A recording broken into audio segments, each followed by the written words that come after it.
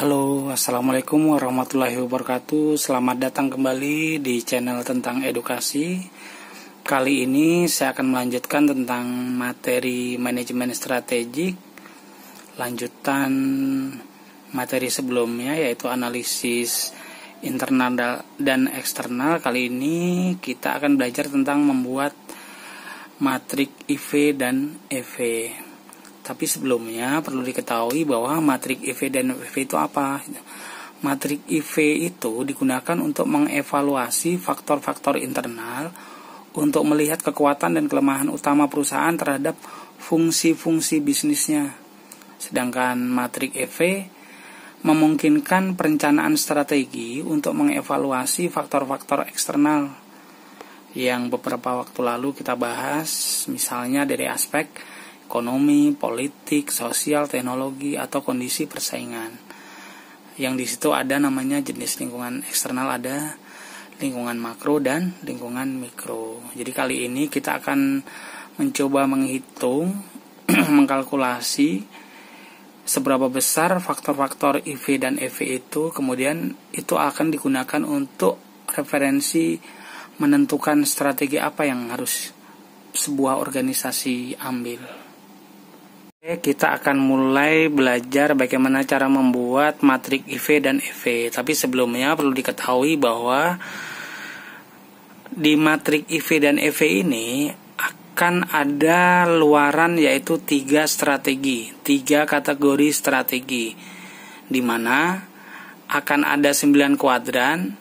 Masing-masing kuadran 1, 2, dan 4 itu adalah kategori strategi tumbuh dan kembang atau pengembangan pasar. Kemudian kategori yang kedua adalah jaga dan pertahankan atau penetrasi pasar, yaitu di kuadran 3, 4, dan 7.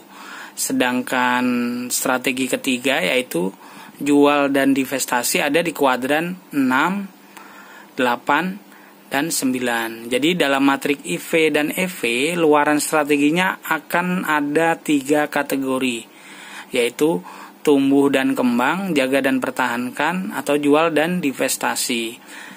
Kalau beberapa waktu yang lalu kita ketahui bahwa untuk matrik SWOT ada 4 luaran strategi, yaitu SO, WO, ST, dan WT. Kalau di IV dan EV ada 3 strategi dengan 9 kuadran, di mana 3 kuadran itu sama kategorinya, masing-masing 3 kuadran itu sama kategorinya. Ada tumbuh dan kembang, jaga dan pertahankan, kemudian jual dan divestasi. Jadi kalau matrik SWOT luarannya ada 4 strategi, kalau matrik IV-EV ada 3 strategi. Oke, mungkin langsung kita belajar tentang bagaimana membuat matrik IV dan EV. Ini ada contoh PT XYZ, di mana PT XYZ ini sebelumnya sudah diidentifikasi faktor-faktor internal dan faktor-faktor eksternalnya. Di situ ada kekuatan, kelemahan, peluang, dan ancaman. Masing-masing ada kekuatan ada 3 indikator, kelemahan ada 3 indikator, peluang ada 4 indikator, dan ancaman ada 3 indikator. Kemudian, bagaimana cara kita mulai menghitungnya? Yang pertama dilakukan adalah Anda harus menentukan dulu narasumber atau orang yang berkepentingan, orang yang berkompeten terhadap strategi organisasi sebuah perusahaan misalnya. Kalau misalnya narasumber Anda misalnya di perusahaan Anda hanya cuma 3, ya nggak masalah ini. Tapi di sini saya menggunakan contoh ada 6 narasumber. 6 narasumber inilah yang akan memberikan poin, memberikan angka, memberikan penilaian terhadap indikator-indikator yang sudah diidentifikasi sebelumnya. Untuk skala nilainya hanya akan ada nilai 1 sampai 4. Nilai 4 itu adalah responnya sangat bagus, nilai 3 responnya di atas rata-rata, nilai 2 responnya rata-rata, dan nilai 1 responnya di bawah rata-rata. Nilai ini untuk menilai apa? Nilai ini untuk memberikan respon terhadap indikator yang sudah diidentifikasi. Contohnya, pekerja memiliki komitmen dengan kualitas produk atau jasa. Ada 6 narasumber, sudah pasti mereka jawabannya tidak akan sama. Bisa jadi ada yang memberikan angka 4, ada yang memberikan angka 3, atau mungkin bahkan memberikan angka 1. Jadi semua angka-angka itu tergantung dari jawaban narasumbernya. Mudah-mudahan bisa dipahami. Untuk lebih jelasnya, saya akan menampilkan hasil dari matrik IV, matrik internal faktor evaluation. Ini adalah hasil dari matrik IV dan EV. Oke, saya akan mulai menjelaskan dari yang pertama. Anda perhatikan di situ ada kolom nomor, faktor internal dominan, NS, jumlah, bobot, rating, bobot kali rating. NS itu adalah narasumber. Ada narasumber 1, 2, 3, 4, 5, 6. Karena tadi saya memakai contoh ada 6 narasumber. Kemudian dari 6 narasumber tersebut, mereka memberikan penilaian atau respon terhadap indikator pertama, misalnya indikator kekuatan. Pekerja memiliki komitmen dengan kualitas. Narasumber pertama memberikan respon angka 4. Sedangkan narasumber kedua memberikan angka 3. Kemudian narasumber 3 memberikan 4 dan seterusnya sampai narasumber ke-6 memberikan 4. Dari jumlah jawaban responden tersebut itu dijumlahkan. Hasilnya adalah 23. Mudah-mudahan paham.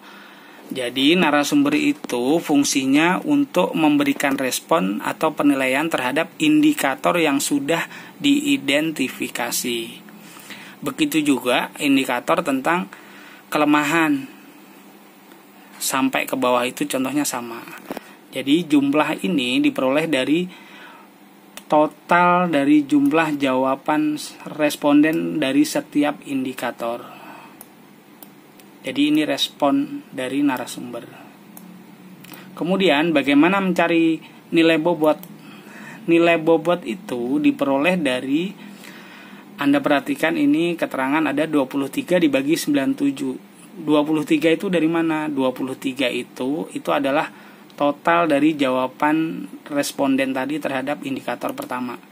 23 dibagi 97. 97 dari mana? 97 itu adalah jumlah nilai strength dan jumlah nilai weakness dari analisis internal. Dari jumlah dari 62 ditambah 35, hasilnya 97. Dari 97 adalah total dari nilai kekuatan dan nilai kelemahan. Jadi untuk mencari bobot itu adalah total jumlah jawaban responden dibagi total nilai internal, yaitu kekuatan dan kelemahan. Untuk menghitung bobot indikator kedua sama, 23 berarti dibagi 97. Untuk indikator ketiga berarti 16 dibagi 97. Untuk indikator pertama yang tentang kelemahan berarti 11 dibagi 97. Kalau Anda misalnya menghitungnya benar, total di sini pasti 1. Kalau misalnya di sini lebih atau kurang dari 1, berarti ada yang salah ketika menghitung. Jadi total weakness dan total strength itu harus 1. Total bobotnya harus 1.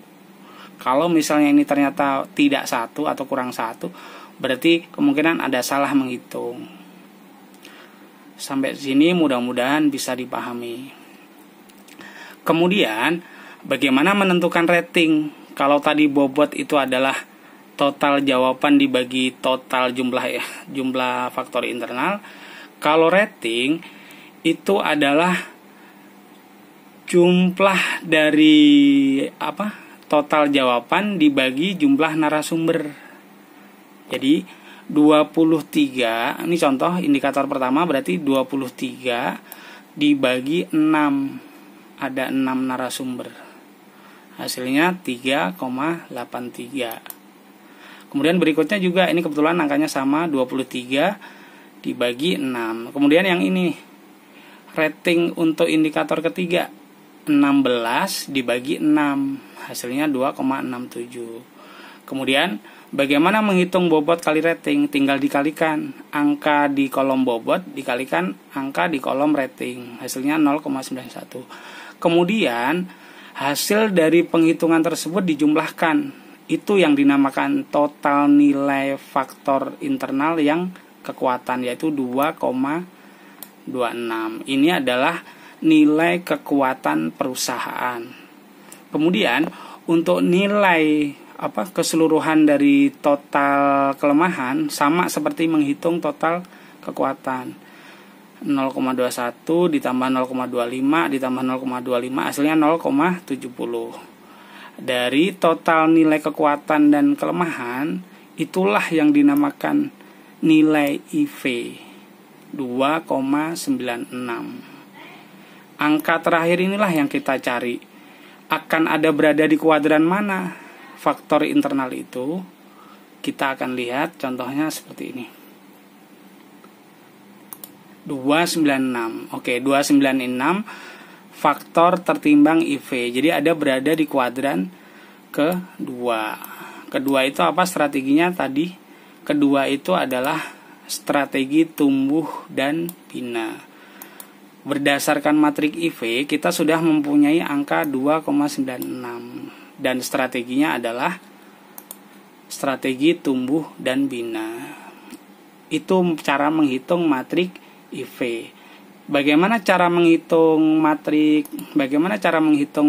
EV?